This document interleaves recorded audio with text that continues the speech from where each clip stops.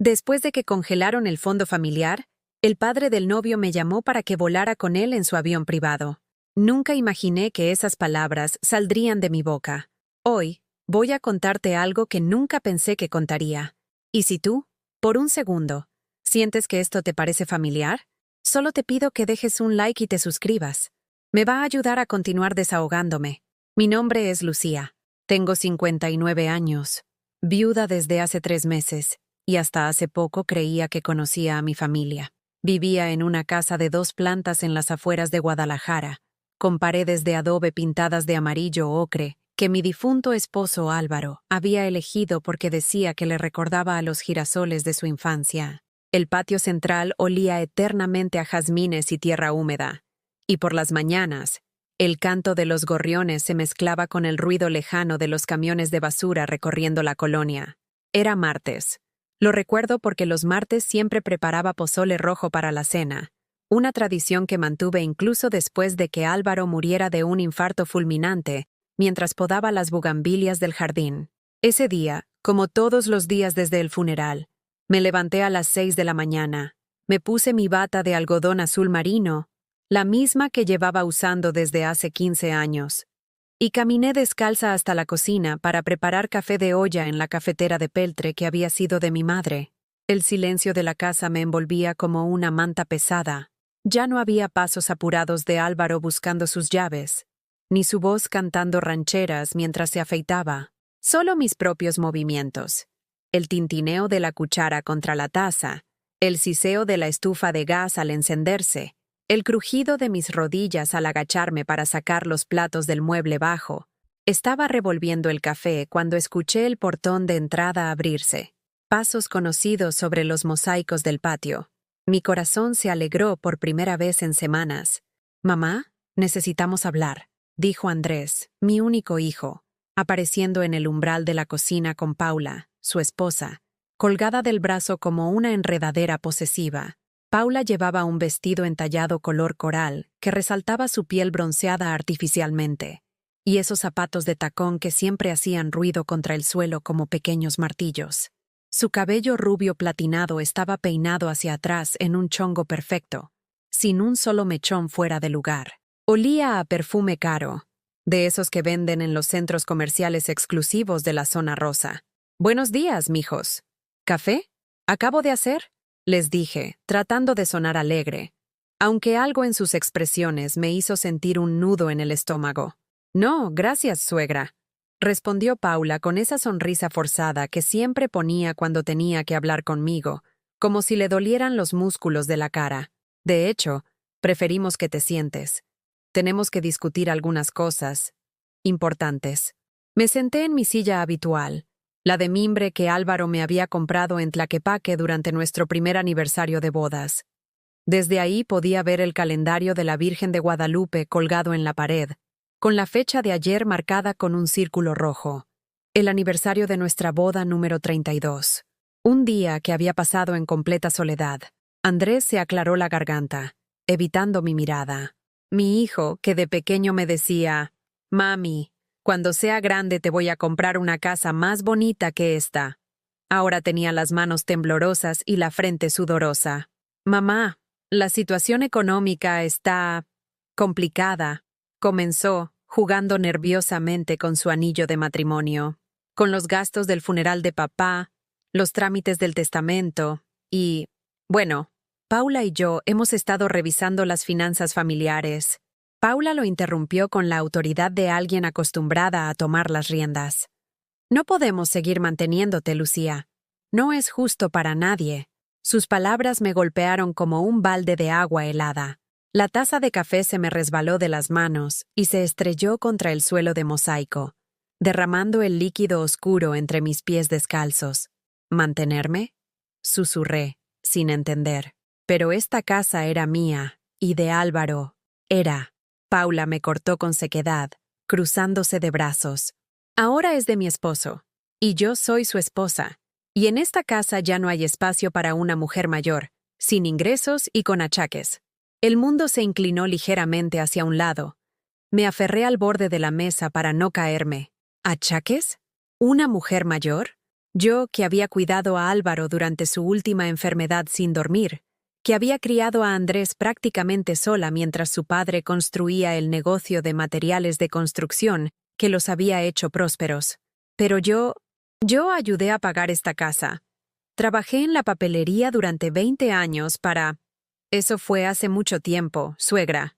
Paula me interrumpió otra vez, examinándose las uñas color fucsia. Las circunstancias han cambiado. Andrés tiene una familia que mantener. Los niños necesitan espacio, estabilidad. Y francamente, ya no podemos cargar con gastos adicionales. Miré a mi hijo, buscando en sus ojos algo del niño que solía defenderme cuando su padre llegaba borracho y gritón. Pero Andrés solo miraba el suelo, con la mandíbula apretada y los puños cerrados sobre sus rodillas. «¿Andrés?», murmuré. «¿Tú también piensas esto?». Él levantó la vista apenas un segundo, y lo que vi ahí me partió el alma. Vergüenza mezclada con una frialdad que no reconocía. «Mamá, es lo mejor para todos», dijo con voz ronca. «Hemos pensado en opciones. Hay residencias muy buenas en la ciudad, con atención médica, actividades». «¿Me estás corriendo de mi propia casa?».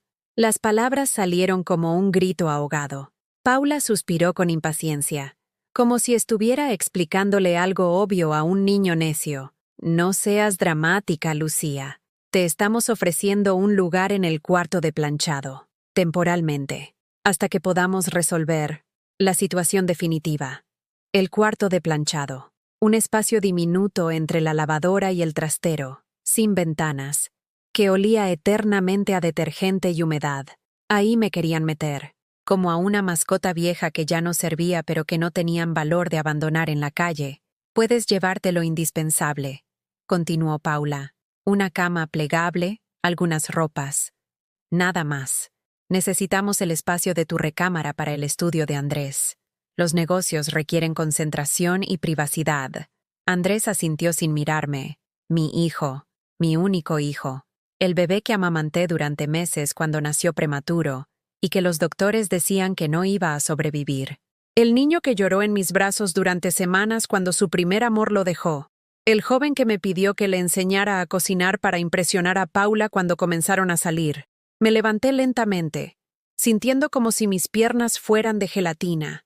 Los pedazos de la taza rota crujieron bajo mis pies, pero el dolor físico no era nada comparado con lo que sentía en el pecho. «Está bien», murmuré. «¿Está bien?». Paula sonrió con triunfo. «Perfecto. Entonces podemos empezar a mover tus cosas esta misma tarde». Salí de la cocina sin decir una palabra más. Subí las escaleras hacia mi recámara, la habitación que había compartido con Álvaro durante más de 3 décadas. Las paredes color durazno, la colcha tejida por mi madre, la cómoda de madera donde guardaba las cartas de amor que Álvaro me escribía cuando éramos novios. Me senté en la cama y tomé la fotografía de nuestra boda que estaba sobre el buró. Ahí estábamos, jóvenes y sonrientes, él con su traje café de solapa ancha y yo con el vestido de satén marfil que había costado 3 meses de mi sueldo. Detrás de nosotros, nuestros padres y hermanos, todos muertos ya. Solo quedábamos Andrés y yo. Y ahora él también me había abandonado. Esa noche, en el cuarto de planchado, acostada sobre un colchón delgado que me lastimaba la espalda, escuché a Paula y Andrés hablando en la sala. «Ya era hora de poner límites», decía ella. «Tu madre siempre ha sido muy dependiente. Esto le va a hacer bien». «Espero que tengas razón», respondió él con voz cansada. «Claro que tengo razón. Además, así podemos disponer de esos ahorros que dejó tu padre sin que ella esté vigilando cada peso». Me tapé la boca con la manta para no gritar. Ahí fue cuando supe que esto no era solo sobre espacio o dinero. Era sobre control. Sobre borrarme completamente de mi propia vida. Los días siguientes se difuminaron en una rutina que jamás imaginé vivir en mi propia casa. Me convertí en la sombra silenciosa que se encargaba de todo, mientras Paula reorganizaba mi hogar como si fuera la nueva dueña de un hotel que acababa de comprar en remate. Mi nueva rutina comenzaba a las 5:30 de la mañana. El despertador que había colocado en el cuarto de planchado sonaba como una alarma de emergencia en el espacio diminuto. Me levantaba entumecida del colchón delgado, me vestía en silencio para no despertar a nadie, y caminaba de puntillas hasta la cocina para preparar el desayuno que Paula había especificado la noche anterior. Los huevos de Andrés tienen que estar tibios, no duros, me había advertido el segundo día. Y el pan tostado, doradito pero no quemado. Los niños desayunan cereal, pero si no hay leche fresca, no me vengas con excusas. ¿Y mi café? Ya sabes que no me gusta el de olla. Compra café soluble, descafeinado, de la marca buena. Me había entregado una lista escrita a máquina, como si fuera una empleada nueva que necesitara instrucciones detalladas. En la lista estaban los horarios. Desayuno listo a las 7 en punto, comida servida a las 2:30, cena preparada, pero no servida a las 8, porque Paula prefería servir ella misma cuando llegara Andrés del trabajo. También estaban mis nuevas responsabilidades: lavar y planchar toda la ropa de la familia, limpiar los baños diariamente, aspirar las alfombras cada tercer día, mantener el jardín regado y podado, recoger a los niños del colegio los martes y jueves, y hacer las compras del supermercado con la lista que Paula me daría cada lunes. Al final de la lista, con letra más pequeña, había agregado: recordar que el espacio personal de la familia debe respetarse. No ingresar a las recámaras sin autorización previa. Las recámaras. Mi antigua habitación, donde había dormido junto a Álvaro durante 32 años, ahora tenía un letrero en la puerta que decía: oficina privada, no molestar. Paula había mandado poner una cerradura nueva. Yo no tenía llave. La primera semana fue un infierno de adaptación. Mis rodillas, que ya me molestaban por la artritis, ahora me dolían constantemente por estar de pie desde las 5:30 hasta las 10 de la noche. Mis manos, que habían cuidado con ternura las plantas del jardín durante décadas, ahora estaban ásperas y agrietadas por los detergentes y productos de limpieza que Paula insistía en usar. «Lucía, los vidrios están sucios otra vez», me decía Paula cada mañana, señalando ventanas que yo había limpiado el día anterior. «¿Ves esas manchas? Es porque no estás usando suficiente producto. ¿Y esa pared? ¿Cuándo fue la última vez que la lavaste?». Sus críticas llegaban puntualmente con el desayuno, como si fuera parte del ritual matutino. Yo servía los huevos tibios, el pan tostado doradito, el café descafeinado en la taza de porcelana que ella había traído de su casa, y esperaba el primer reproche del día. «¿Y ese arroz de ayer? Parecía engrudo», me gritó una tarde cuando llegué de recoger a los niños del colegio, mis nietos Diego y Sofía, de 8 y 6 años respectivamente. «¿Quieres arruinarnos la cena con los jefes de Andrés? Ellos van a pensar que no sabemos vivir con decencia». Los niños me miraron con esos ojos grandes y tristes que me partían el alma. Diego, el mayor, se acercó sigilosamente mientras Paula hablaba por teléfono con una amiga, quejándose de lo difícil que es encontrar personal doméstico confiable en estos días. «Abuela, ¿por qué ya no vienes a dormir con nosotros como antes cuando el abuelo se puso enfermo?», me susurró jalándome de la falda. No tenía respuesta. ¿Cómo le explicaba a un niño de 8 años que su padre me había echado de mi propia recámara? ¿Cómo le decía que la mujer que él llamaba Mami Paula me trataba como una sirvienta sin sueldo? «Es complicado, mi amor», le dije, arrodillándome para estar a su altura. «Los adultos a veces tenemos que hacer cambios difíciles». «Pero tú sigues siendo nuestra abuela, ¿verdad?», preguntó Sofía la pequeña, abrazándome con sus bracitos flacos. «Siempre, mi cielo. Siempre voy a ser su abuela». Pero ya no me sentía como tal. Me sentía como una extraña viviendo en mi propia casa, cuidando a mis propios nietos como si fueran hijos de desconocidos a los que apenas tenía derecho de dirigirles la palabra. Una tarde, mientras lavaba los platos después de la comida, escuché a Paula hablando por teléfono en la sala. Su voz llegaba clara hasta la cocina, y lo que oí me heló la sangre. «Es como tener criada gratis, te lo juro», le decía a alguien riéndose. «Solo hay que aguantar su cara triste y su olor a vieja, pero hace todo lo que le pido. Y no me cuesta ni un peso». Me escondí en la despensa, entre los costales de frijol y las latas de conservas que yo misma había organizado durante años, y lloré como una niña huérfana. Las lágrimas caían sobre las baldosas frías mientras apretaba un trapo de cocina contra mi boca para no hacer ruido. Su olor a vieja. Las palabras me quemaban por dentro. Yo, que me bañaba religiosamente cada mañana con el jabón de avena que había usado toda la vida, que me ponía talco después de secarme, que mantenía mi ropa limpia y planchada aunque fuera vieja. Para Paula, yo era solo un objeto desagradable que había que tolerar a cambio de servicios gratuitos. Esa noche, acostada en el cuarto de planchado, escuché a Andrés y Paula discutir en su habitación. Sus voces llegaban amortiguadas a través de las paredes, pero pude distinguir algunas frases. «No sé si esto está bien, Paula», decía mi hijo. «Es mi madre. La casa era de ella también». «¿Era? Andrés, despierta. Tu madre no tiene nada a su nombre. Tu padre lo dejó todo en fideicomiso hasta que se resolvieran los trámites legales. Mientras tanto, tú eres el administrador. Tú decides. Pero ella trabajó toda la vida para esto.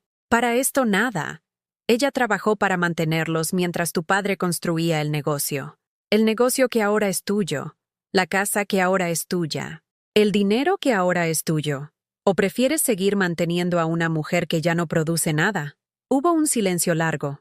Luego, la voz de Andrés, más baja. «Tienes razón.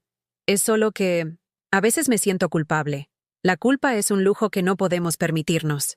Tenemos 2 hijos que educar, una casa que mantener, un futuro que asegurar. Tu madre ya vivió su vida. Ya vivió su vida. Como si a los 59 años yo fuera un mueble viejo que había que guardar en el trastero hasta decidir si llevarlo al basurero.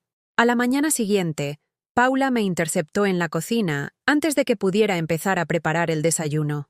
«Lucía, tenemos que hablar de algunas reglas adicionales», me dijo, sentándose en la mesa como una patrona hablando con la servidumbre. «Primero, nada de estar platicando con los niños durante horas. Ellos tienen tareas y actividades. Tú tienes obligaciones. Segundo, cuando vengan visitas, especialmente los compañeros de trabajo de Andrés, tú te mantienes en la cocina o en tu cuarto. No queremos que la gente piense que nuestra situación familiar es irregular. Irregular. Esa palabra me dolió más que todas las otras juntas. Yo, que había sido la esposa ejemplar, la madre devota, la nuera respetuosa con los padres de Álvaro hasta que murieron, ahora era una irregularidad que había que ocultar cuando llegaban las visitas importantes. «¿Y si los niños me preguntan por qué no puedo estar con ustedes?», le dije, sintiendo como mi voz temblaba. «Les dirás que estás ocupada, que los adultos tienen conversaciones de adultos. Ellos lo van a entender, pero los niños no entendían. Diego especialmente comenzó a preguntarme cada día por qué ya no comía con ellos. ¿Por qué no podía ayudarlo con la tarea en la mesa del comedor como antes? ¿Por qué tenía que irme a mi cuarto cuando llegaba gente a la casa? «Abuela, ¿hiciste algo malo?», me preguntó un día mientras yo tendía la ropa en el patio. La pregunta me atravesó como un cuchillo.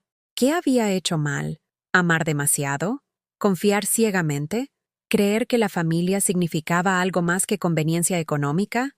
«No, mi amor», le respondí, colgando una de sus camisetas del uniforme escolar. «A veces los adultos toman decisiones que los niños no entienden, pero eso no significa que alguien hizo algo malo.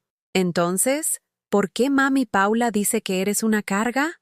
Las pinzas de la ropa se me cayeron de las manos. Diego había escuchado. Mi nieto de 8 años había escuchado a su madrastra llamarme carga. «¿Cuándo dijo eso, Diego?» «Ayer, cuando estaba hablando por teléfono. Le dijo a alguien que eras una carga, pero que no podían echarte a la calle porque la gente iba a hablar mal de papá». Me senté en el banquito de plástico que usaba para colgar la ropa en el tendedero alto y abracé a mi nieto. Su cabecita morena se recargó en mi hombro y sentí sus lágrimas mojando mi blusa. «Abuela, yo no quiero que seas una carga. Yo te amo. Y yo te amo a ti, mi cielo, más que a nada en el mundo». Pero esa noche, acostada en mi cama plegable entre el olor a detergente y suavizante de telas, supe que tenía que tomar una decisión. No podía seguir viviendo así, humillándome a diario, viendo cómo mis nietos se confundían más cada día, sintiendo cómo mi propia dignidad se evaporaba gota a gota. La gota que derramó el vaso llegó una semana después, cuando Paula organizó una cena para agasajar a los socios de Andrés en la constructora. La cena era un viernes por la noche. Paula había estado preparándose toda la semana como si fuera a recibir al mismísimo presidente de la República. Contrató una empresa de banquetes para que trajera mesas redondas, mantelería fina y centros de mesa con flores importadas, que costaban más que mi sueldo de un mes en la papelería. Lucía, esta noche va a ser muy importante para el futuro de Andrés, me dijo mientras supervisaba a los meseros que acomodaban las mesas en el jardín. El licenciado Mendoza va a estar aquí con su esposa, y también los socios japoneses de la constructora. No puede haber ningún error. Me entregó una lista nueva, esta vez con instrucciones específicas para la velada. Debía mantener la cocina impecable, estar disponible por si los meseros necesitaban algo, pero sobre todo, permanecer invisible. Si alguien pregunta quién eres, dices que eres el ama de llaves. Nada más. El ama de llaves. En mi propia casa. Esa tarde, mientras planchaba la camisa blanca de Andrés que usaría para la cena, encontré en el bolsillo una tarjeta de presentación que decía: Residencias Doradas. Atención integral para adultos mayores. En el reverso, con la letra de Paula, estaba escrito: preguntar por paquete mensual completo. Las manos me temblaron tanto que la plancha se me resbaló y quemó la manga de la camisa. El humo del algodón chamuscado llenó el cuarto de planchado mientras yo me quedaba viendo esa tarjeta, como si fuera una sentencia de muerte. Residencias Doradas. Había pasado por ahí varias veces cuando iba al centro médico para mis revisiones. Era un lugar gris, con rejas altas y ventanas pequeñas, donde los familiares dejaban a los viejos cuando ya no los querían en casa. Paula ya estaba investigando cómo deshacerse de mí definitivamente. Escondí la tarjeta en el bolsillo de mi delantal y terminé de planchar la camisa, arreglando la quemadura lo mejor que pude. Andrés no se daría cuenta. Nunca se fijaba en esos detalles. A las 7 de la noche llegaron los primeros invitados. Desde la ventanita del cuarto de planchado, podía ver el jardín iluminado con luces de colores, las mesas elegantes, las mujeres con vestidos caros y los hombres en trajes impecables. Paula se veía radiante con un vestido negro entallado y joyas que yo no había visto antes. Andrés, a su lado, sonreía y saludaba como el perfecto anfitrión. Yo estaba en la cocina, coordinando con los meseros el servicio de bebidas, cuando escuché una voz que no reconocía. «Disculpe, señora, ¿podría decirme dónde está el baño?» Me di la vuelta y vi a un hombre mayor, elegante, con cabello plateado y ojos amables. Vestía un traje azul marino y llevaba una corbata de seda que brillaba bajo las luces de la cocina. «Claro, señor. Saliendo de aquí, el primer pasillo a la derecha, la segunda puerta. Gracias. Y disculpe la curiosidad, pero ¿usted no es la dueña de esta casa?» La pregunta me tomó por sorpresa. Durante un segundo no supe qué responder. «Yo soy el ama de llaves», murmuré, repitiendo las palabras que Paula me había hecho memorizar. El hombre me miró con una expresión extraña, como si algo no le cuadrara. «¿El ama de llaves? Pero usted tiene el mismo apellido que el anfitrión. En la lista de invitados aparece como Lucía Morrison, viuda de Álvaro Morrison. Ese Álvaro Morrison, con quien mi padre hizo negocios durante años». Mi corazón se detuvo. Este hombre conocía a mi esposo. «¿Usted conocía a Álvaro?» «Soy Bruno Santamaría». Me extendió la mano con cortesía. «Mi padre es Jorge Santamaría, del Grupo Inmobiliario Santamaría. Él y don Álvaro eran socios en varios proyectos. Cuando mi padre se enteró de que había fallecido, quiso venir a dar el pésame personalmente, pero no pudo por problemas de salud. Por eso vine yo en su representación. Bruno». El nombre me sonaba familiar. Álvaro había mencionado a los Santamaría varias veces, siempre con respeto y cariño. «Su esposo era un hombre muy honorable», continuó Bruno. «Mi padre siempre decía que Álvaro Morrison tenía palabra de oro, y hablaba mucho de usted también. Decía que era una mujer excepcional, que había sido el pilar de la familia Morrison». Las lágrimas se me agolparon en los ojos. Hacía meses que nadie hablaba de mí como si fuera una persona valiosa. «Muchas gracias, señor. Álvaro también los estimaba mucho a ustedes». «¿Y me podría explicar por qué la viuda de Álvaro Morrison está trabajando como ama de llaves en lo que, según tengo entendido, era su propia casa?» Antes de que pudiera responder, Paula apareció en la cocina como una tromba. «Ah, señor Santamaría. Lo estaba buscando», dijo con su sonrisa más radiante. «¿Se perdió? La cena está a punto de servirse». «No me perdí, señora. Estaba conociendo a la señora Morrison». Bruno me señaló. «Una mujer extraordinaria, según me contaba mi padre». Paula me lanzó una mirada asesina y luego se volvió hacia Bruno con una carcajada forzada. «Ay, señor Santamaría, qué confusión. Ella es Lucía, nuestra ama de llaves. Supongo que la confundió porque, bueno, a veces la gente mayor se parece, ¿no?» «No me confundí», dijo Bruno con voz firme. «Sé perfectamente quién es la señora Morrison. La pregunta es, ¿por qué está trabajando como empleada doméstica en su propia casa?» El silencio que siguió fue ensordecedor. Paula abría y cerraba la boca como un pez fuera del agua, mientras yo me quedé paralizada sin saber qué hacer. Nosotros... La situación es complicada, tartamudeó Paula. Después de la muerte de don Álvaro, hubo algunos problemas legales, cuestiones del testamento. ¿Qué tipo de problemas legales?, insistió Bruno. Porque según los registros públicos que consulté antes de venir, todas las propiedades de Álvaro Morrison están a nombre de su viuda, Lucía Morrison. No veo ningún impedimento legal para que ella sea tratada como la propietaria que es. Paula se puso pálida. Nunca la había visto tan descompuesta. «Señor Santamaría, creo que hay un malentendido». «El malentendido lo tienen ustedes». Bruno me miró directamente. «Señora Morrison, ¿me podría acompañar un momento?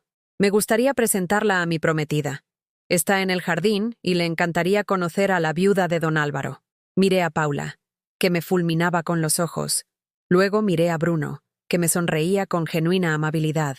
«Yo no creo que sea apropiado. Estoy trabajando y...» «Usted no está trabajando», me interrumpió Bruno. «Usted está en su casa, recibiendo a los invitados de su hijo». «¿Cómo debe ser?»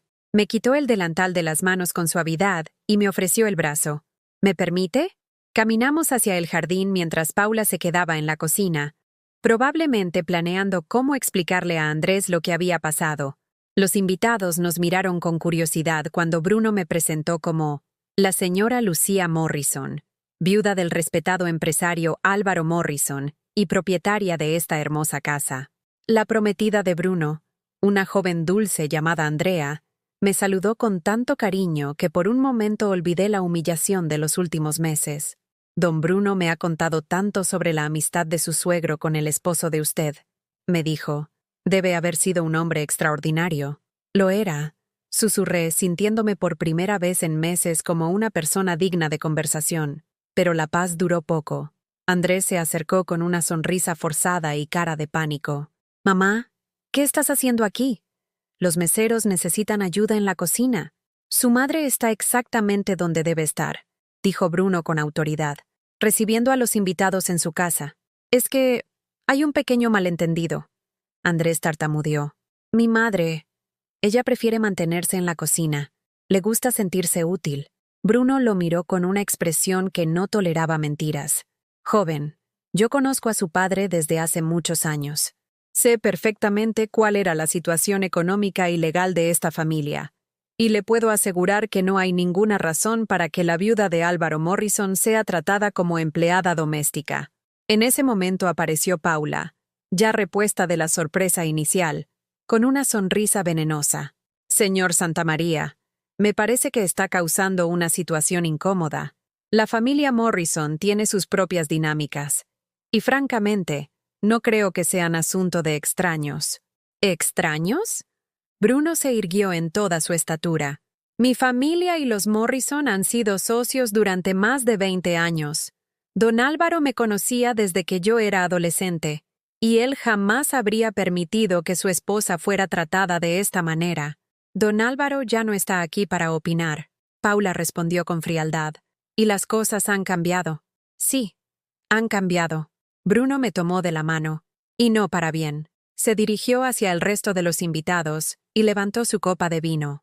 «Me gustaría hacer un brindis», dijo en voz alta, «por la memoria de don Álvaro Morrison, un hombre íntegro que construyó un patrimonio sólido para su familia, y por su viuda, la señora Lucía Morrison, cuya dignidad y fortaleza siguen siendo un ejemplo para todos los que la conocimos. Los invitados levantaron sus copas, confundidos pero siguiendo el protocolo. Paula y Andrés se quedaron inmóviles, con las copas en las manos pero sin brindar. Esa noche, después de que se fueron los invitados, Andrés me encontró en el cuarto de planchado. «Mamá, tenemos que hablar». Su voz sonaba diferente, menos segura, casi asustada. «¿Qué quieres hablar, hijo?» «Ese señor Bruno Santamaría. ¿Qué te dijo exactamente?» Por primera vez en meses, vi miedo en los ojos de mi hijo. Y por primera vez en meses, sentí que tal vez tenía más poder del que había creído. «¿Qué me dijo exactamente sobre qué, Andrés?», le pregunté, notando cómo sus manos temblaban mientras cerraba la puerta del cuarto de planchado detrás de él. Mi hijo se sentó en el borde de mi cama plegable, hundiéndose en el colchón delgado que crujió bajo su peso. En la luz amarillenta del foco desnudo que colgaba del techo, su rostro se veía demacrado, con ojeras profundas que no había notado antes. «Mamá, ese hombre, Bruno, ¿te dijo algo sobre papá? ¿Sobre los negocios? ¿Sobre el testamento?» Había algo en su voz que no había escuchado desde que era niño, y había roto el florero favorito de mi madre. Esa mezcla de culpa y terror que tienen los mentirosos cuando sienten que van a ser descubiertos. Me dijo que su padre y tu papá eran socios, que me conocían. «¿Por qué? ¿Hay algo que no me hayas contado?» Andrés se pasó las manos por el cabello, un gesto nervioso que había heredado de Álvaro. «Es complicado, mamá. Los papeles del testamento todavía están en proceso legal. Hay muchas cosas que revisar, muchos trámites». «¿Qué trámites, Andrés?» «Tu papá me dijo varias veces que todo estaba en orden, que no habría problemas. ¿Qué no me estás diciendo?» Se quedó callado durante tanto tiempo que pensé que no iba a responder. Afuera, escuchaba a Paula gritándoles a los empleados de la empresa de banquetes que recogían las mesas y sillas del jardín. «Mamá, cuando papá murió, había algunas deudas grandes, y el abogado nos dijo que lo mejor era congelar las cuentas hasta resolverlo todo». «¿Qué deudas?» Álvaro nunca me habló de deudas importantes. «Deudas de la constructora. Problemas con algunos proyectos. Nada grave, pero complicado». Sus ojos no podían sostener mi mirada. Álvaro siempre decía que Andrés había sido un niño terrible para mentir, y al parecer no había mejorado con la edad. «Andrés, mírame a los ojos y dime la verdad». «Te estoy diciendo la verdad, mamá». «Entonces explícame por qué Bruno Santamaría dice que todas las propiedades están a mi nombre. Explícame por qué él parece saber más sobre mi situación legal que yo misma». Andrés se levantó bruscamente, como si la cama le quemara. «Ese hombre no sabe nada. Solo vino a causar problemas. Papá y su padre tenían algunos negocios juntos, sí, pero eso no lo convierte en experto en nuestros asuntos familiares». Pero él dijo, «No me importa lo que haya dicho», gritó, y inmediatamente bajó la voz al darse cuenta de que Paula podría escucharlo. «Mamá, confía en mí. Soy tu hijo. Todo lo que estoy haciendo es para protegerte». «¿Protegerme de qué?» De las complicaciones legales, de los problemas financieros, de tener que preocuparte por cosas que no entiendes. Cosas que no entiendes. Como si fuera una niña incapaz de manejar su propia vida. «Andrés, yo manejé las finanzas de esta casa durante 30 años. Ayudé a tu papá con la contabilidad de la constructora cuando apenas empezaba. No soy la mujer inútil que Paula cree que soy. No es eso, mamá. Es solo que las cosas son diferentes ahora, más complicadas». Esa noche, después de que Andrés se fue a su habitación, me quedé despierta pensando en todo lo que había pasado. Bruno había sembrado una semilla de duda que no podía ignorar. Si todo era tan legal y transparente como decían Andrés y Paula, ¿por qué se habían puesto tan nerviosos? ¿Por qué Andrés no podía mirarme a los ojos cuando me hablaba del testamento? A las 3 de la mañana, tomé una decisión. Me levanté silenciosamente, me vestí y salí al jardín. La noche estaba fresca, con el aroma de los jazmines flotando en el aire húmedo. Caminé hasta el pequeño estudio que Álvaro había construido al fondo del patio, donde guardaba sus documentos importantes. La puerta tenía una cerradura simple que se abría con una ganzúa casera, que Álvaro me había enseñado a hacer años atrás, cuando se quedó encerrado afuera de su propio estudio. Por si algún día necesitas entrar y yo no esté, me había dicho, riéndose. Nunca imaginé que lo necesitaría en estas circunstancias. El estudio olía a cuero viejo y tabaco, aunque Álvaro había dejado de fumar hacía más de 10 años. Sus libros de contabilidad estaban ordenados en el escritorio, junto con una foto nuestra del día de nuestra boda y otra de Andrés en su graduación universitaria. Busqué en los archiveros hasta encontrar la carpeta marcada como Testamento y documentos legales. Adentro estaban las copias de todo: el testamento original, los títulos de propiedad, los estados de cuenta bancarios, los documentos de la constructora. Lo que leí me dejó sin aliento. Todas las propiedades estaban a mi nombre, tal como había dicho Bruno. La casa, la constructora, las cuentas bancarias, las inversiones, todo. Álvaro había sido meticuloso en asegurar mi futuro. El testamento era claro. En caso de su muerte, yo heredaría el 70% de todo, y Andrés el 30% restante. Pero había algo más.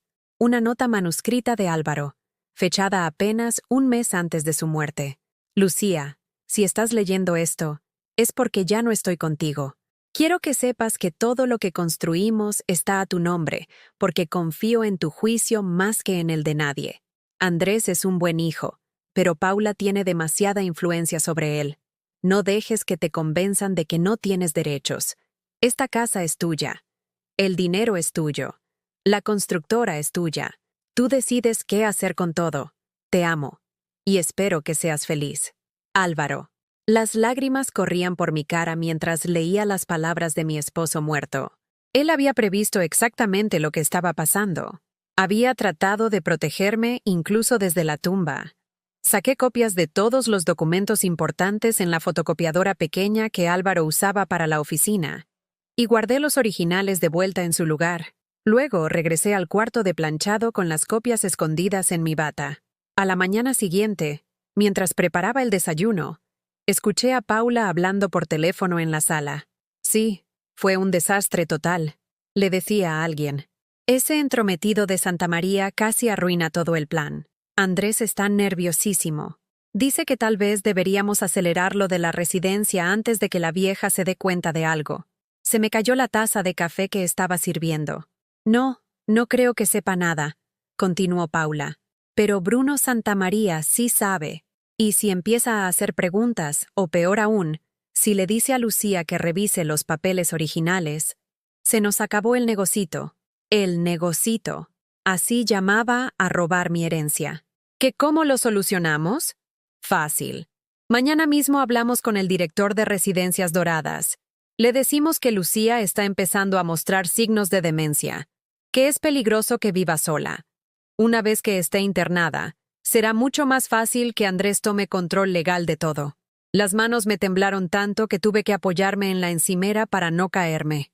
¿Los documentos? Ya los revisó el abogado. Están perfectamente falsificados. Nadie se va a dar cuenta de que movimos las fechas y cambiamos algunos nombres. Mientras la vieja no vea los originales, no hay problema. Documentos falsificados. Habían falsificado el testamento de Álvaro para robarme mi herencia. Claro que la amo, siguió diciendo Paula con sarcasmo. La amo tanto que estoy dispuesta a mantenerla en la mejor residencia geriátrica de Guadalajara. Con mi propio dinero. Bueno, con el dinero que pronto será nuestro. Salí de la cocina sin hacer ruido y me encerré en el cuarto de planchado. Saqué las copias de los documentos verdaderos que había encontrado la noche anterior y los comparé con las versiones que me había mostrado Andrés semanas atrás cuando le pregunté por el testamento. Era cierto. Los documentos que me había enseñado mi hijo eran falsificaciones, fechas cambiadas, cláusulas alteradas, mi nombre eliminado como heredera principal. Mi propio hijo me había estado robando. Esa tarde, cuando Andrés llegó del trabajo, lo esperé en la sala principal. Ya no me importaba si Paula se molestaba por verme ahí. Tenemos que hablar, Andrés. Y esta vez, quiero la verdad. Mamá, ya te dije que... ¿Estos son los documentos del testamento que me mostraste la semana pasada? Le puse las copias falsificadas sobre la mesa de centro. Sí, esos son. ¿Y estos son los documentos originales que tu papá dejó archivados en su estudio? Puse al lado las copias verdaderas. Andrés se puso blanco como el papel. Mamá, yo puedo explicarte. Explícame cómo mi nombre desaparece mágicamente de las propiedades en tu versión. Explícame cómo las fechas cambian. Explícame cómo mi esposo, que me amó durante 32 años, de repente decidió dejarme sin nada. Andrés se dejó caer en el sillón, con la cabeza entre las manos. Mamá, lo siento muchísimo. ¿Lo sientes? ¿Sientes haber intentado robarme mi casa? ¿Sientes haberme tratado como sirvienta en mi propia casa? ¿Sientes haber planeado internarme en una residencia geriátrica para que no descubriera tu robo? ¿Cómo sabes lo de la residencia? Escuché a tu esposa por teléfono. El negocito. Así lo llamaba. Paula apareció en la sala en ese momento, como si hubiera estado escuchando detrás de la puerta. Lucía, no sé qué crees que oíste, pero escuché que falsificaron el testamento de mi esposo para robarme mi herencia. Escuché que planeaban internarme para tener control total de mi dinero. Escuché que todo esto ha sido una farsa desde el día que murió Álvaro. Paula y Andrés se miraron entre ellos, y en esa mirada vi la confirmación de todo lo que había descubierto. Mamá, nosotros solo queríamos protegerte, murmuró Andrés. ¿Protegerme? Me reí, pero era una risa amarga, sin humor. ¿Robarme y humillarme es protegerme? El dinero. Es mucho dinero, mamá. Tú no sabes cómo manejarlo. Podrían estafarte, aprovecharse de ti, como se aprovecharon ustedes de mí. El silencio que siguió fue ensordecedor. Por primera vez en meses, yo tenía el control de la conversación. Mañana mismo voy a ir al banco. Les dije con una voz que no reconocía como mía, firme y decidida. Voy a ir con el abogado, y voy a descubrir exactamente qué más me han ocultado. Mamá, por favor. No, Andrés. Se acabó. Se acabaron las mentiras. Se acabó la humillación. Se acabó el robo. Mañana voy a recuperar lo que es mío. Esa noche, acostada en mi cama plegable por última vez, supe que algo fundamental había cambiado en mí. Ya no era la viuda indefensa y confundida que había sido durante meses. Era Lucía Morrison, la propietaria de esta casa, la heredera del patrimonio de Álvaro, la mujer que había trabajado 30 años para construir esta vida. Y nadie, ni siquiera mi propio hijo, me iba a robar lo que era mío. A las 8 de la mañana del día siguiente estaba parada frente al Banco Nacional de México en la Plaza de Armas, esperando a que abrieran las puertas. Llevaba puesta mi mejor blusa azul marino, la falda gris que había sido mi uniforme de oficina durante tantos años, y los zapatos negros de piel que Álvaro me había regalado para nuestro último aniversario. En mi bolso llevaba todos los documentos originales y mi credencial de elector. Por primera vez en meses, me sentía como yo misma. La gerente del banco, la licenciada Carmen Vázquez, me recibió con la cortesía profesional que se reserva para los clientes importantes. Era una mujer de unos 40 años, con lentes elegantes y un traje sastre que inspiraba confianza. Señora Morrison, lamento mucho la pérdida de su esposo, me dijo mientras revisaba los documentos que le había presentado. Don Álvaro era uno de nuestros clientes más respetados. ¿En qué puedo ayudarla hoy? Necesito revisar el estado de todas las cuentas que estaban a nombre de mi esposo, y quiero entender por qué no he tenido acceso a ellas desde que murió. Carmen tecleó algo en su computadora, frunció el ceño y volvió a teclear. Señora Morrison, según nuestros registros, usted es la única titular de todas estas cuentas desde hace más de 10 años. Su esposo la registró como beneficiaria única y le otorgó poder notarial completo en el año 2013. Entonces, ¿por qué me dijeron que las cuentas estaban congeladas? No están congeladas. De hecho, ha habido movimientos significativos en las últimas semanas. Carmen me mostró la pantalla. Retiros importantes, transferencias. ¿Usted autorizó estas transacciones? Mi sangre se heló. En la pantalla veía transferencias por cientos de miles de pesos, todas fechadas después de la muerte de Álvaro, todas autorizadas con una firma que se parecía a la mía, pero que yo no había hecho jamás. No, yo no autoricé nada de esto. Carmen me miró con preocupación creciente. Señora Morrison, me temo que esto parece ser un caso de fraude bancario. ¿Tiene alguna idea de quién podría tener acceso a sus documentos personales? La imagen de Andrés llenando papeles en la mesa del comedor después del funeral se me vino a la mente. Todos esos formularios que me había pedido que firmara para los trámites legales. Mi hijo, susurré. Mi hijo tiene copias de todos mis documentos. En las siguientes 2 horas, Carmen y yo reconstruimos la historia completa.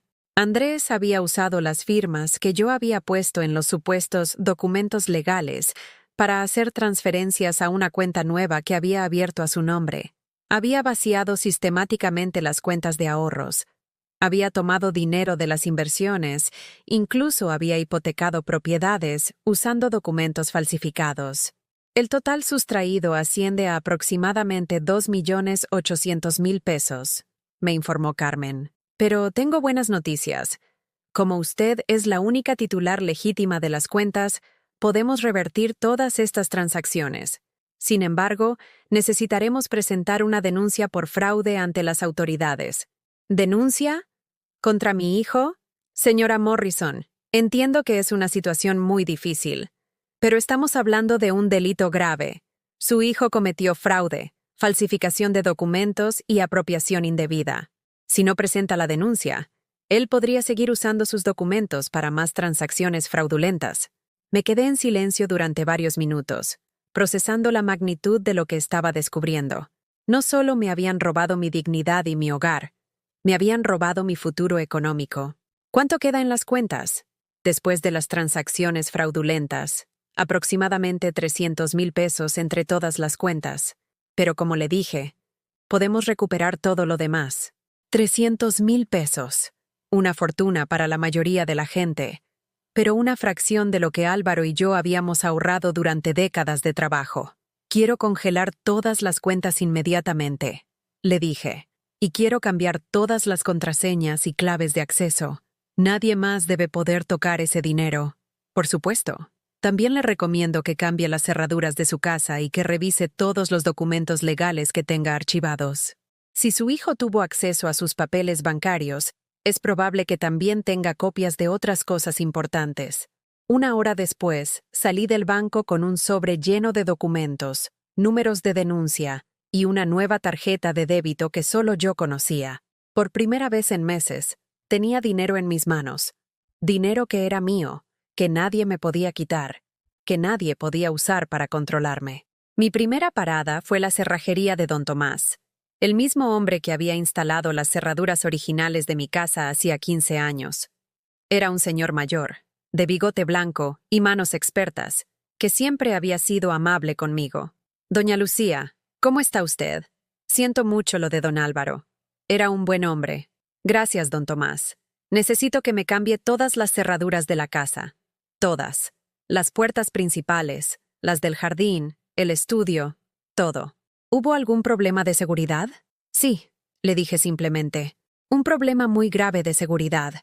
Mientras don Tomás trabajaba en las cerraduras, yo llamé a un abogado que Carmen me había recomendado. El licenciado Ricardo Mendoza tenía un despacho en el centro histórico de Guadalajara, en uno de esos edificios coloniales restaurados que inspiraban confianza y tradición. Señora Morrison, he revisado los documentos que me envió por fax desde el banco, me dijo por teléfono. Su caso es muy claro. No solo tiene derecho a recuperar todo el dinero robado, sino que también puede demandar civilmente por daños y perjuicios. Y por supuesto, está la cuestión penal. ¿Qué significa eso exactamente? Significa que su hijo podría enfrentar entre 5 y 12 años de prisión por fraude agravado y falsificación de documentos. Es un delito federal, señora Morrison. Muy grave. Prisión. Mi hijo en prisión. La idea me revolvió el estómago, pero también me llenó de una extraña satisfacción.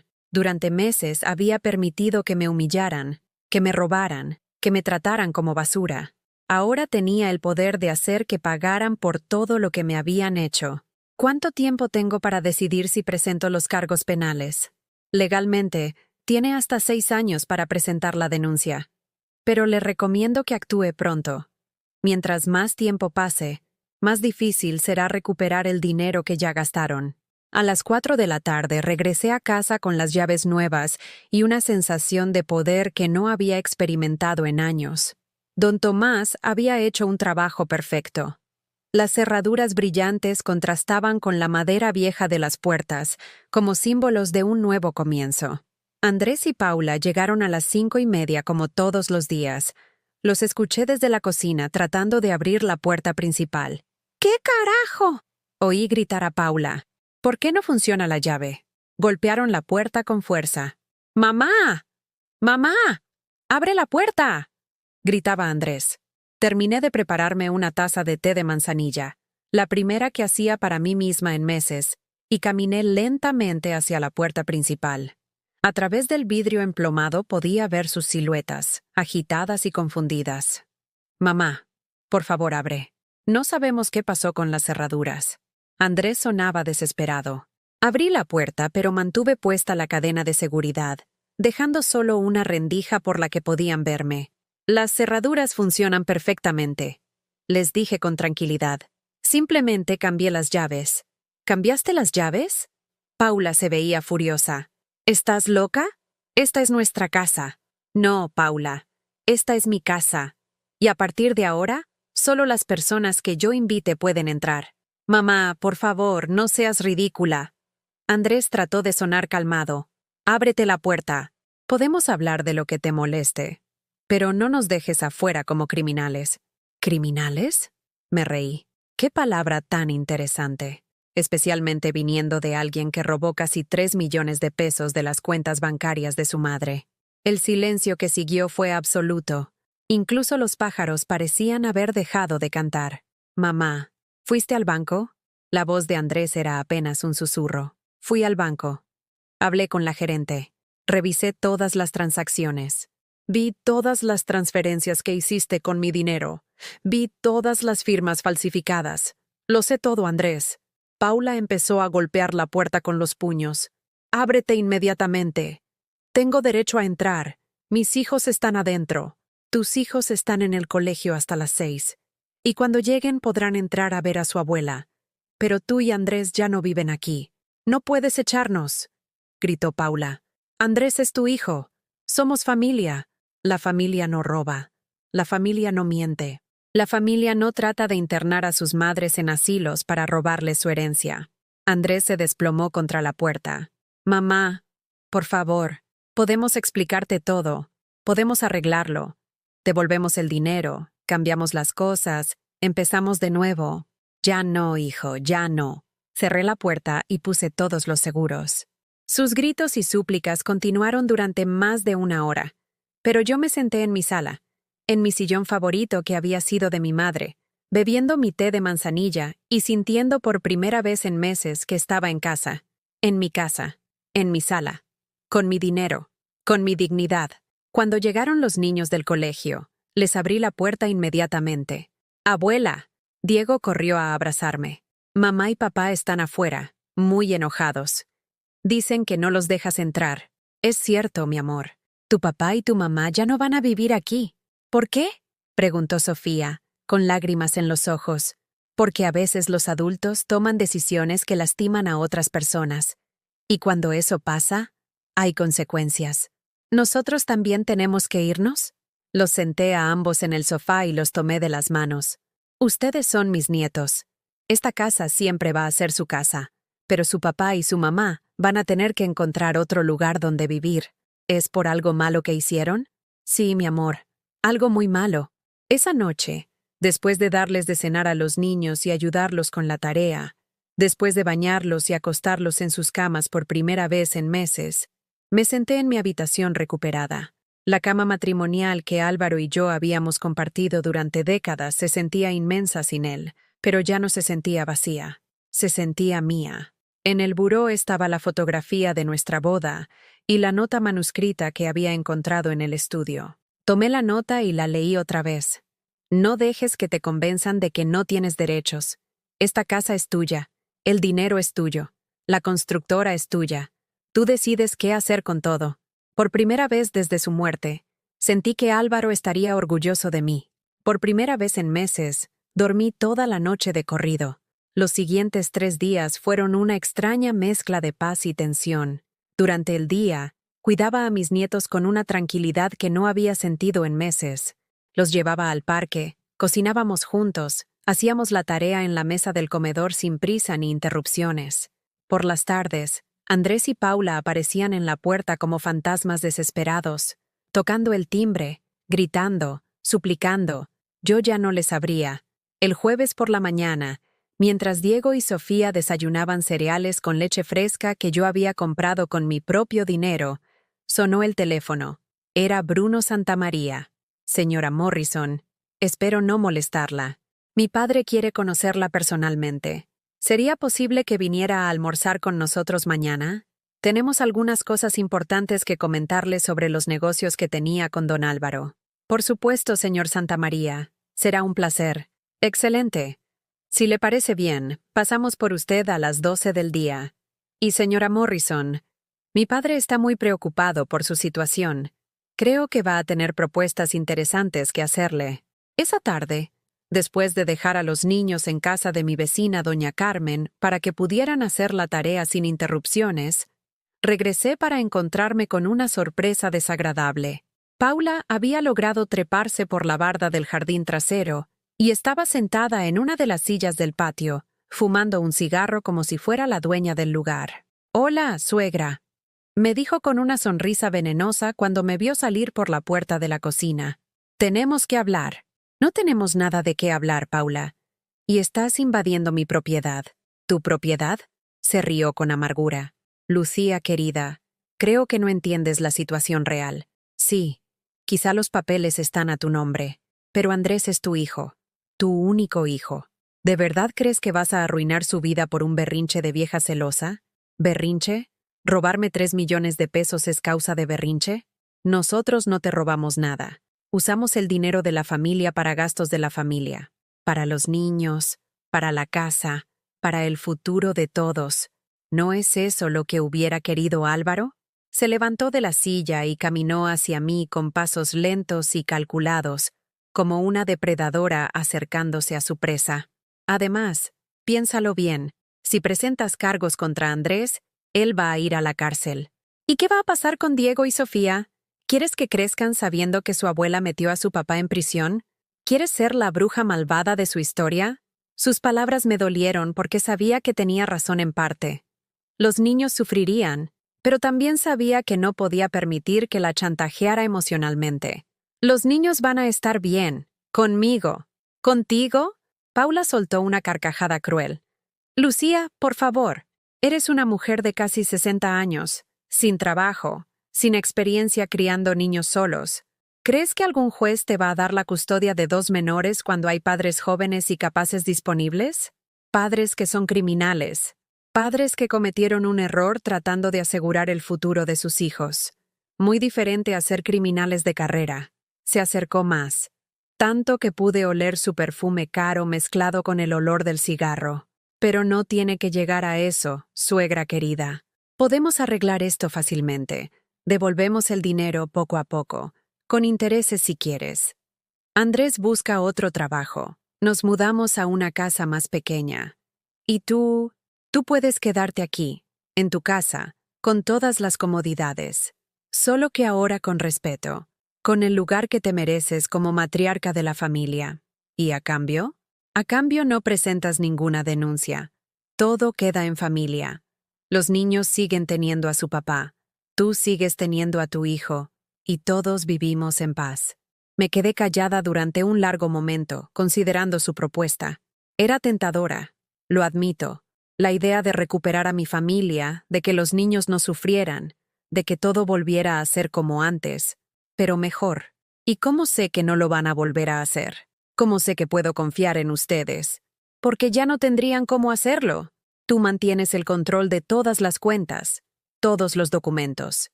Nosotros solo viviríamos aquí bajo tus condiciones. Era una oferta inteligente. Paula había pensado en todo. Una solución que nos permitía a todos salvar la cara y seguir adelante. Pero había un problema. Yo ya no era la misma mujer que había sido 3 días atrás. Ya no era la Lucía que se conformaba con migajas de respeto a cambio de paz familiar. No, le dije simplemente. ¿No? No, Paula. No acepto tu propuesta. Su máscara de cortesía se desplomó instantáneamente. ¿Estás loca? Te estoy ofreciendo todo lo que querías. Respeto, dignidad, control de tu casa. Me estás ofreciendo una versión mejorada de la misma mentira. Que ustedes vivan aquí, bajo mis condiciones, hasta que encuentren otra forma de manipularme. Que devuelvan el dinero poco a poco, hasta que yo me olvide o me muera y se queden con todo. Eso no es cierto, ¿no? Dime una cosa, Paula.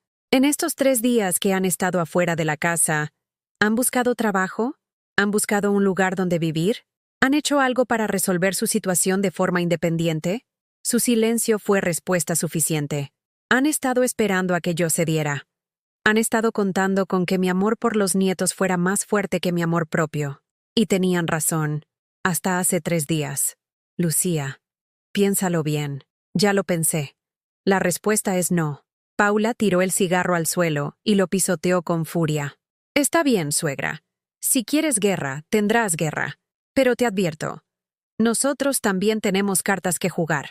¿Qué quieres decir? Quiero decir que no eres la única que puede investigar. Nosotros también sabemos cosas. Sabemos, por ejemplo, que la constructora de Álvaro tenía algunos problemas fiscales, declaraciones incompletas, facturas irregulares, cosas que podrían interesar mucho a Hacienda. Se me heló la sangre. Álvaro había manejado los impuestos de la constructora durante años. Si había irregularidades, yo como heredera sería responsable. Sabemos también que hay algunas propiedades que Álvaro compró con dinero en efectivo, sin reportar completamente su origen. Lavado de dinero, se llama eso. Muy grave. Álvaro era humano, Lucía, y como todos los empresarios, a veces tomó atajos. Si nosotros hablamos con las autoridades fiscales, si empezamos a hacer ruido sobre estas irregularidades, bueno, digamos que tu hermosa herencia podría convertirse en un problema muy grande muy rápidamente. La amenaza era clara. Si yo los acusaba de fraude, ellos me acusarían de evasión fiscal y lavado de dinero. Así que te voy a dar 24 horas para reconsiderar mi oferta, continuó Paula, dirigiéndose hacia la puerta del jardín. Mañana a esta misma hora quiero una respuesta. Y espero que sea la correcta. Se fue como había llegado, trepando por la barda trasera como una ladrona en la noche. Esa noche no pude dormir.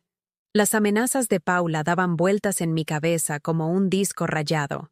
¿Era cierto que Álvaro había cometido irregularidades fiscales?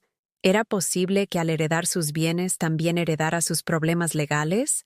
A las 3 de la mañana tomé la decisión de llamar al licenciado Mendoza, mi abogado. Sabía que era muy tarde, pero esto era una emergencia. Licenciado, disculpe la hora, pero necesito hacerle una consulta urgente sobre la situación legal de mi esposo. Dígame, señora Morrison. Le conté todo. Las amenazas de Paula, las acusaciones sobre problemas fiscales, la posibilidad de que hubiera irregularidades en la constructora. Señora Morrison, déjeme tranquilizarla. Antes de tomar su caso, investigué completamente el historial fiscal de su esposo y de la constructora. Don Álvaro era meticulosamente honesto en sus declaraciones. Sí, como todo empresario, aprovechó las deducciones legales disponibles, pero nunca hubo nada irregular o ilegal. ¿Está seguro? Completamente seguro. De hecho, don Álvaro pagó más impuestos de los que legalmente debía en varias ocasiones. Sus registros están impecables. ¿Y qué hay de las propiedades compradas en efectivo? Todas perfectamente documentadas y declaradas.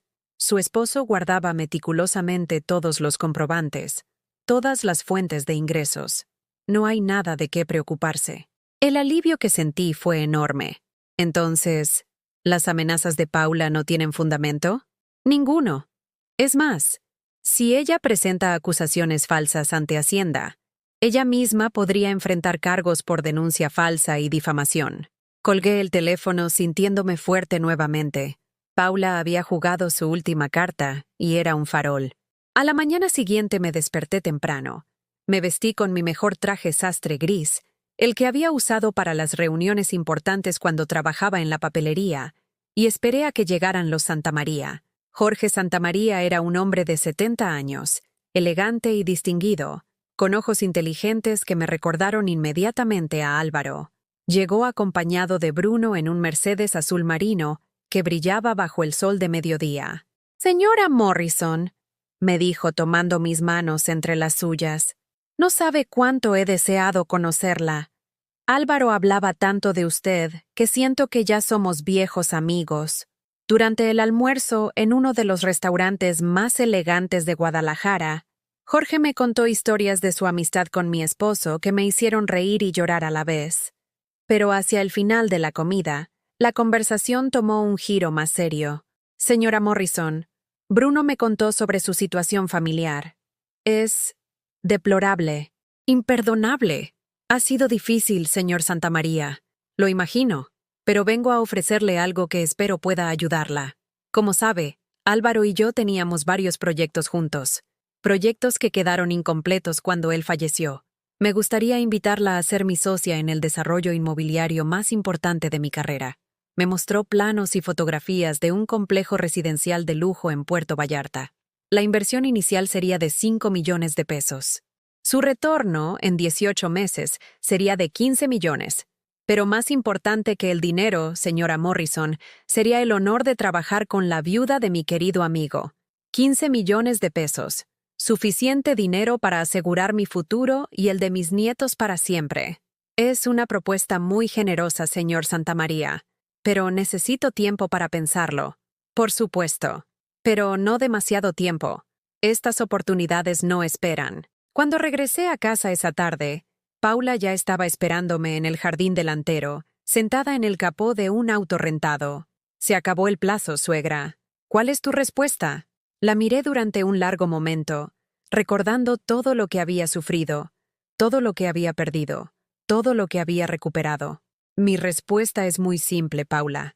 Mañana mismo presento la denuncia penal contra Andrés. Y si tú haces una sola acusación falsa contra la memoria de mi esposo, te demando por difamación y te destruyo económicamente. Su cara se descompuso completamente. Lucía, no puedes hacer esto. Somos familia. La familia terminó el día que decidieron robarme. Esa noche, después de acostar a los niños, me senté en el estudio de Álvaro con una copa del vino tinto que él guardaba para las ocasiones especiales. En el escritorio tenía los documentos de la denuncia listos para firmar, los planos del proyecto de Puerto Vallarta y la foto de nuestra boda. Por primera vez desde que murió Álvaro, me sentía completamente libre. Al día siguiente entregaría la denuncia. Andrés enfrentaría las consecuencias de sus actos. Paula aprendería que no todas las mujeres mayores son víctimas fáciles. Y yo comenzaría una nueva vida como empresaria independiente, socia de uno de los desarrolladores más importantes del país. Álvaro estaría orgulloso. El lunes por la mañana me desperté con una sensación extraña, como si algo estuviera fuera de lugar. Los niños habían dormido conmigo en la cama matrimonial después de que Diego tuviera una pesadilla sobre papá en una cárcel oscura. Sus pequeños cuerpos respiraban tranquilamente a mi lado, pero yo no podía sacudirme la inquietud que me carcomía el estómago. Bajé a la cocina para preparar el desayuno y encontré un sobre blanco deslizado por debajo de la puerta principal. Mi nombre estaba escrito con la letra temblorosa de Andrés. Y por un momento, mi corazón se ablandó pensando que tal vez era una disculpa sincera, una última súplica de hijo arrepentido. Pero cuando abrí el sobre, lo que encontré me quitó el aliento. Eran fotografías. Fotografías de mí entrando y saliendo del banco, hablando con la gerente, saliendo del despacho del abogado. Fotografías de Jorge y Bruno Santamaría recogiéndome para el almuerzo. Fotografías de mí firmando documentos en el restaurante. En el reverso de cada foto, con la letra de Paula, había comentarios escritos con marcador rojo. Lucía Morrison conspirando con desconocidos para defraudar a su familia. Anciana senil manipulada por estafadores que buscan quedarse con su herencia. Mujer de 60 años sin capacidades mentales para manejar decisiones financieras importantes. Y al final del sobre, una nota mecanografiada. Querida suegra, como verás, nosotros también sabemos documentar cosas. Estas fotografías, junto con testimonios de testigos preocupados que declararán sobre tu comportamiento errático y paranoico de las últimas semanas, serán muy útiles cuando presentemos la solicitud de incapacidad mental ante el juzgado familiar. Un juez comprensivo entenderá que una viuda en duelo, traumatizada por la muerte de su esposo, Es vulnerable a la manipulación de extraños sin escrúpulos que buscan apropiarse de su patrimonio. La custodia de los niños, por supuesto, será otorgada a sus padres biológicos, quienes han demostrado ser responsables y protectores. Tienes hasta las 3 de la tarde para reconsiderar tu posición. Después de esa hora, los documentos serán presentados ante las autoridades correspondientes. Con cariño, tu nuera que te quiere mucho. Las manos me temblaron tanto que las fotografías se me cayeron al suelo de mosaico. La magnitud de su traición me golpeó como un puñetazo en el estómago. No solo habían planeado robarme mi dinero, ahora querían declararme incapaz mental para quitarme también a mis nietos. Incapacidad mental. Las palabras resonaban en mi cabeza como campanadas de muerte. En México, una declaración de incapacidad significaba perder todos los derechos. No podía manejar mi dinero, no podía tomar decisiones médicas, no podía vivir sola, no podía ni siquiera elegir qué ropa ponerme sin la supervisión de un tutor legal, y ese tutor legal sería Andrés. Me senté en el suelo de la cocina, entre las fotografías esparcidas, y por primera vez en días volví a llorar, pero estas no eran lágrimas de autocompasión, eran lágrimas de rabia pura, de indignación tan profunda que me quemaba por dentro como ácido. ¿Cómo habían llegado a este extremo?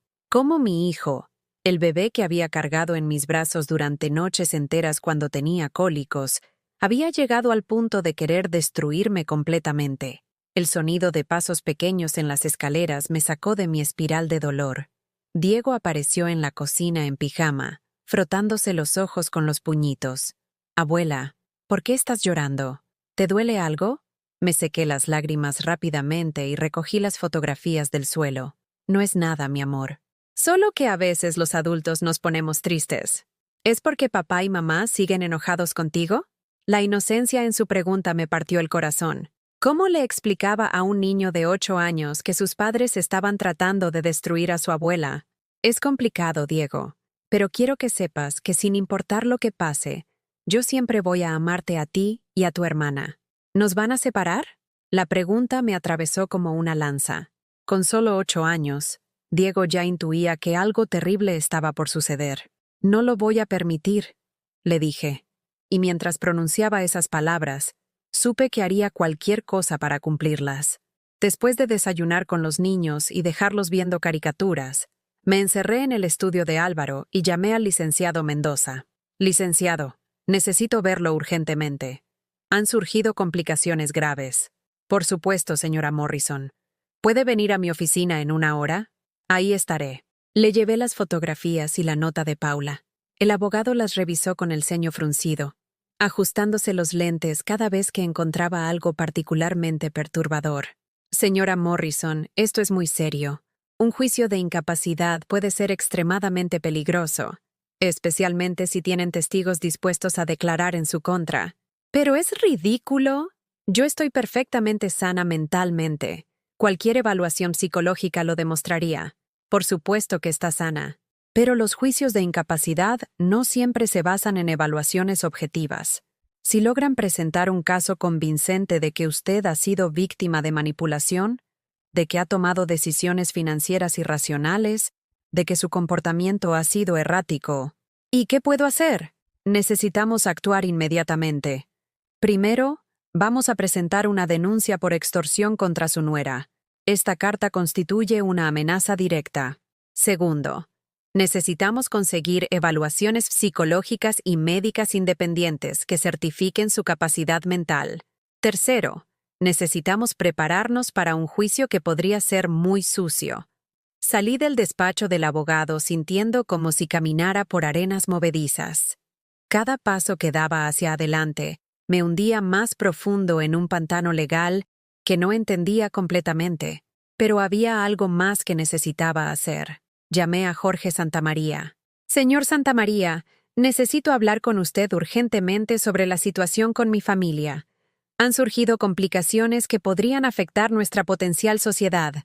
Venga inmediatamente a mi oficina, señora Morrison, y traiga toda la documentación relacionada con estas complicaciones». La oficina de Jorge Santamaría ocupaba todo el piso 20 de uno de los rascacielos más imponentes de Guadalajara. Las ventanas del piso al techo ofrecían una vista panorámica de la ciudad que me habría quitado el aliento en circunstancias normales, pero ese día solo podía concentrarme en la crisis que estaba destruyendo mi vida. Jorge leyó la carta de Paula con una expresión que se iba endureciendo con cada palabra. «Esto es despreciable», murmuró. «Absolutamente despreciable. Señor Santamaría, entiendo si prefiere no asociarse conmigo. Mi situación familiar es complicada». «¿Está bromeando?», me miró con incredulidad. «Señora Morrison, lo que están haciendo con usted no es solo un ataque personal. Es un ataque contra la memoria de mi querido amigo Álvaro. Es un ataque contra los valores familiares que nuestra generación defendió toda la vida». Se levantó de su escritorio y caminó hacia la ventana, contemplando la ciudad con las manos cruzadas detrás de la espalda. «Además, he estado investigando a su nuera desde nuestro almuerzo del viernes. Paula Ramírez tiene un historial interesante». «¿Qué tipo de historial?». «El tipo que explica por qué está tan desesperada por conseguir dinero rápidamente». Jorge abrió una carpeta sobre su escritorio y me mostró varios documentos. «Paula tiene deudas de juego por más de 500,000 pesos con una casa de apuestas clandestina en Puerto Vallarta. Deudas que, según mis fuentes, deben pagarse antes del fin de mes o las consecuencias serán desagradables». Mi sangre se heló. Deudas de juego. La explicación de todo empezaba a tomar forma. Hay más. Su hijo Andrés no lo sabe, pero Paula ha estado vendiendo joyas y objetos de valor de la casa para pagar intereses de la deuda.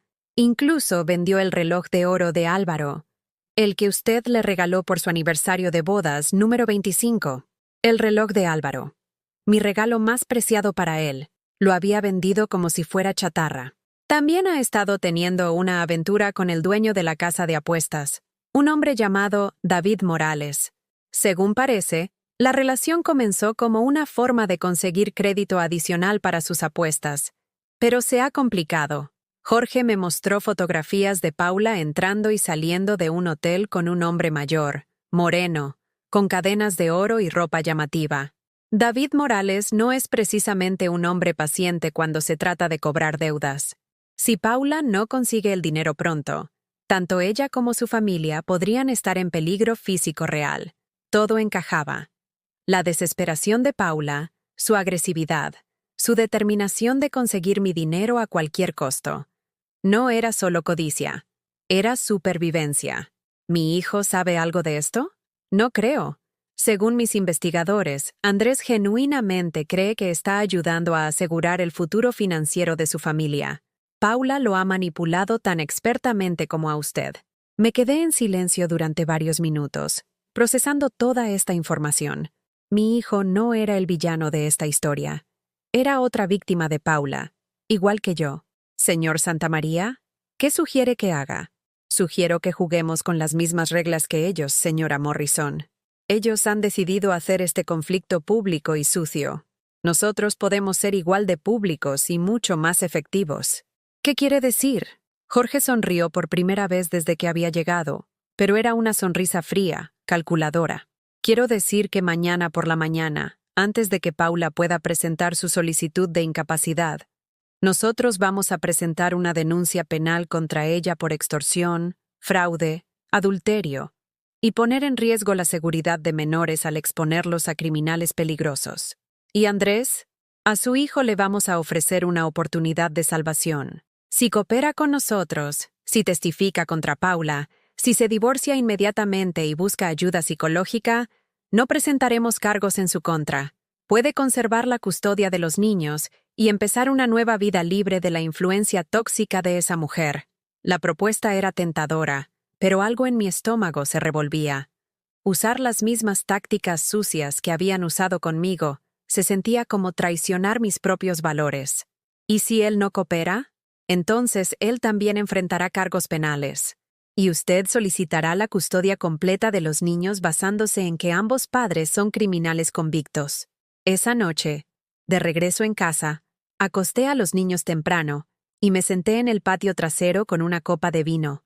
contemplando las estrellas que Álvaro y yo solíamos observar desde esas mismas sillas durante nuestros primeros años de matrimonio. En la mesa tenía 3 carpetas: la denuncia por extorsión contra Paula, la evaluación psicológica que certificaba mi capacidad mental y la propuesta de negocio de Jorge Santamaría, que podía cambiar mi vida para siempre. También tenía mi teléfono, con el número de Andrés marcado, pero sin llamar. Una parte de mí quería llamarlo, explicarle todo lo que había descubierto sobre Paula, darle la oportunidad de alejarse de ella antes de que fuera demasiado tarde. Era mi hijo, después de todo. Mi único hijo. Pero otra parte de mí, la parte que había estado humillada y traicionada durante meses, quería que enfrentara las consecuencias de sus decisiones sin mi intervención. A las 10 de la noche tomé una decisión. Marqué el número de Andrés. «¿Mamá?» Su voz sonaba sorprendida. «¿Estás bien?» «Andrés, necesito que vengas a casa. Ahora. Solo tú. Paula no». «Mamá, ya te dije que...»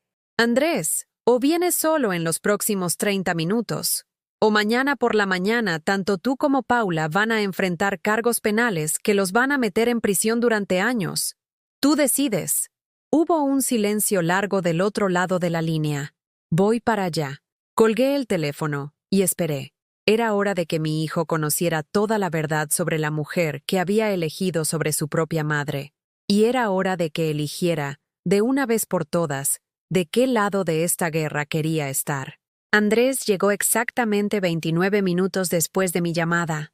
Lo vi a través de la ventana de la sala, caminando lentamente por el sendero del jardín como un hombre que va camino al patíbulo. Había perdido peso en las últimas semanas, y las ojeras bajo sus ojos se habían profundizado hasta parecer moretones. Le abrí la puerta antes de que tocara el timbre.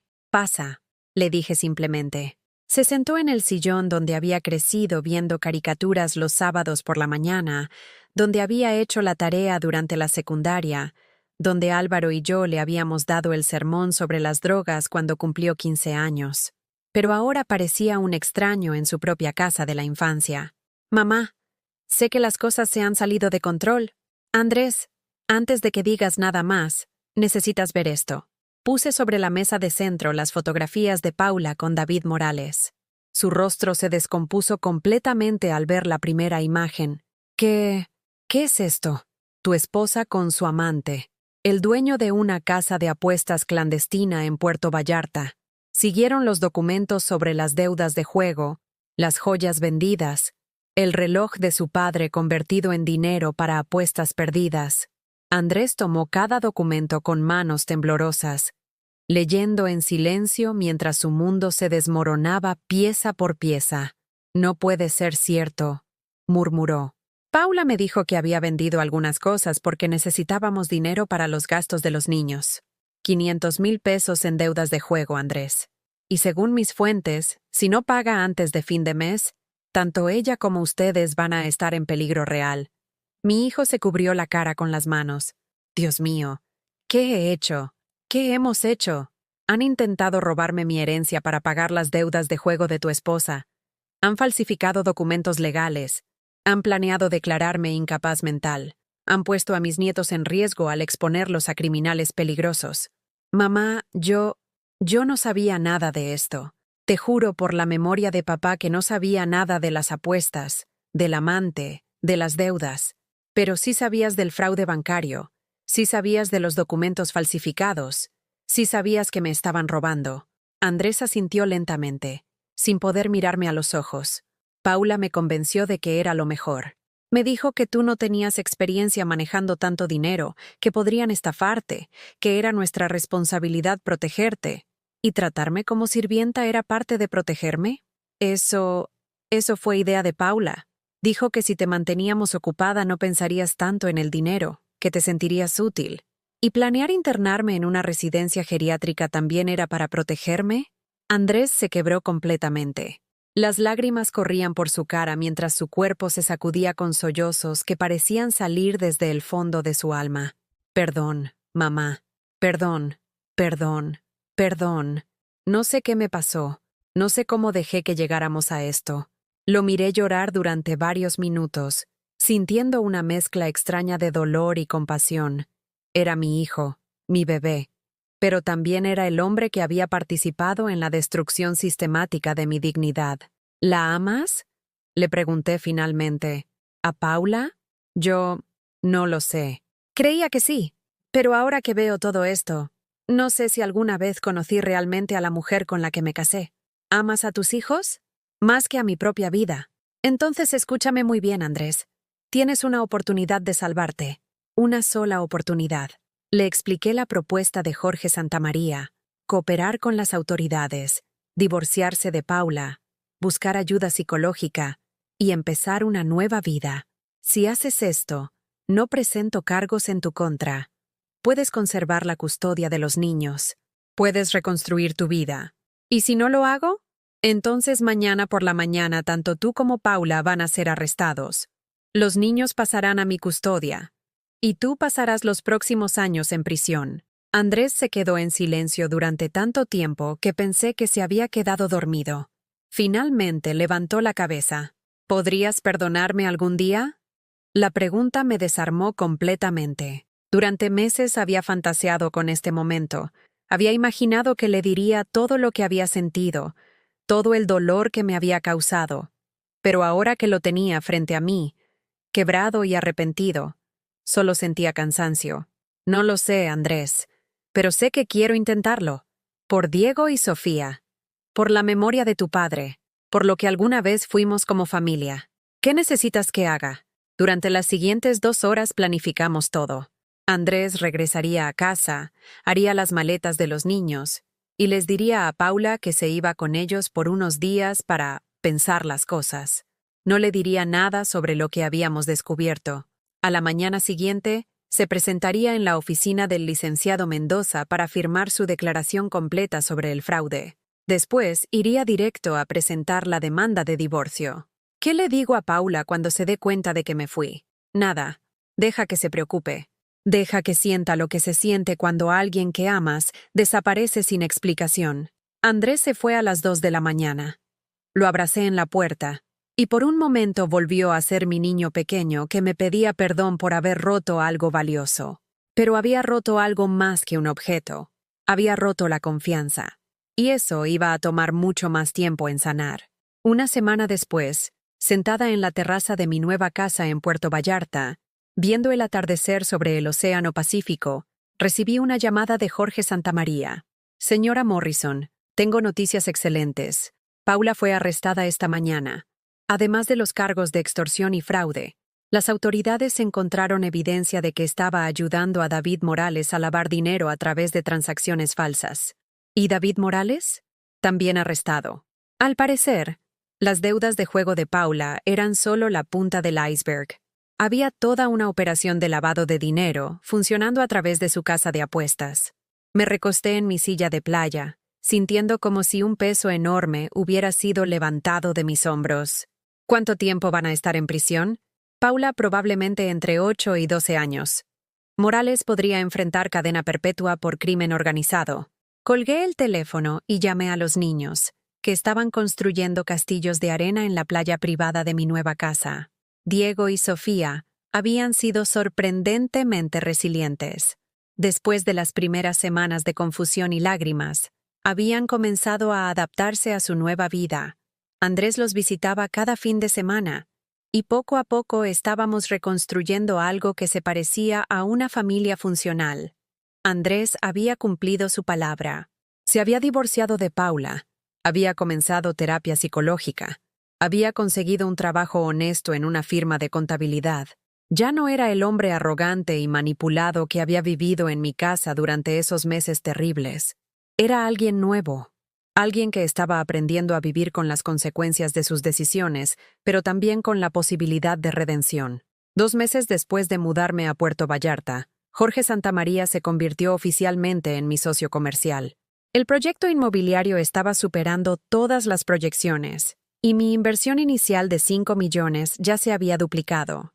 Pero más importante que el dinero era la sensación de propósito que había recuperado. Por primera vez en décadas, me levantaba cada mañana emocionada por el día que tenía por delante. Tenía reuniones de trabajo, decisiones importantes que tomar, proyectos creativos que supervisar, Era empresaria. Era independiente. Era libre. Una tarde, mientras revisaba los planos arquitectónicos de la segunda fase del proyecto en mi oficina con vista al mar, recibí una visita inesperada. Bruno Santamaría apareció en la puerta con una sonrisa tímida y un ramo de flores silvestres. Señora Morrison, espero no molestarla, pero me preguntaba si le gustaría cenar conmigo esta noche. Lo miré con sorpresa. Bruno era un hombre guapo, inteligente, apenas unos años menor que yo, pero hacía tanto tiempo que no pensaba en mí como mujer, como alguien que podría ser deseable para otra persona, que la invitación me tomó completamente desprevenida. ¿Cenar? ¿Conmigo? Con usted, sonrió. He estado queriendo invitarla desde hace semanas, pero no sabía cómo. Usted es una mujer extraordinaria, señora Morrison, fuerte, inteligente, elegante. Me gustaría conocerla mejor. Me ruboricé como una adolescente. Hace 6 meses estaba durmiendo en un cuarto de planchado, sintiéndome invisible e inútil. Ahora un hombre exitoso y atractivo me estaba invitando a cenar. Me encantaría, le dije. Esa noche, cenando en un restaurante frente al mar, vestida con un vestido azul que había comprado la semana anterior simplemente porque me gustaba cómo me veía en él, me di cuenta de que había hecho algo que no creía posible 6 meses atrás. Había vuelto a nacer. No era la misma Lucía que había perdido a Álvaro. No era la mujer humillada que había vivido como sirvienta en su propia casa. No era la víctima asustada que había descubierto que su familia la estaba robando. Era alguien completamente nueva, alguien que había tomado lo peor que la vida le había dado y lo había transformado en fuerza. Alguien que había convertido la traición en sabiduría, el dolor en poder, la pérdida en libertad. Mientras Bruno me contaba historias de sus viajes por Europa y yo le hablaba de mis planes para expandir el negocio inmobiliario, me di cuenta de que por primera vez en mi vida adulta estaba teniendo una conversación como igual con un hombre, no como esposa, no como madre, no como subordinada, como Lucía, como yo misma. Al final de la cena, cuando Bruno me acompañó hasta la puerta de mi casa, me tomó suavemente de la mano. Señora Morrison, Lucía, ¿puedo preguntarle algo? Por supuesto. ¿Se arrepiente de haber luchado tan duro por recuperar su vida? ¿Arrepentirme? Me reí suavemente. Bruno, lo que pasé estos últimos meses fue lo mejor que me pudo haber pasado. ¿Lo mejor? Me enseñó quién soy realmente. Me enseñó de qué soy capaz. Me enseñó que nunca, nunca, debo permitir que alguien me trate como menos de lo que valgo. ¿Y qué vale usted, Lucía? Miré hacia el océano, donde la luna llena creaba un sendero de plata sobre las olas, y sonreí, más de lo que jamás imaginé. 6 meses después, mientras observaba a Diego y Sofía correr por la playa de nuestra casa, mientras revisaba los estados financieros de nuestro segundo proyecto inmobiliario, mientras planificaba mi viaje de fin de semana a Madrid con Bruno, me pregunté si alguna vez había sido verdaderamente feliz antes. La respuesta me sorprendió. Había sido contenta, satisfecha, había cumplido con mis roles de esposa y madre, pero feliz, genuinamente feliz conmigo misma, con mi vida, con mis decisiones. Eso era nuevo. Esto era lo que significaba renacer, no volver a ser quien eras antes, sino convertirte en quien siempre habías tenido el potencial de ser. Y al final, cuando congelaron el fondo familiar pensando que me tenían atrapada, nunca se imaginaron que me estaban liberando. Nunca se imaginaron que el padre del novio me llamaría para que volara con él en su avión privado, no hacia una nueva dependencia, sino hacia mi propia libertad. ¿Alguna vez has vivido algo así? ¿Conoces a alguien que haya pasado por una situación similar? Cuéntame tu experiencia en los comentarios. Si esta historia te llegó al corazón, dale like y suscríbete al canal para que este mensaje llegue a alguien que quizás lo necesite escuchar hoy.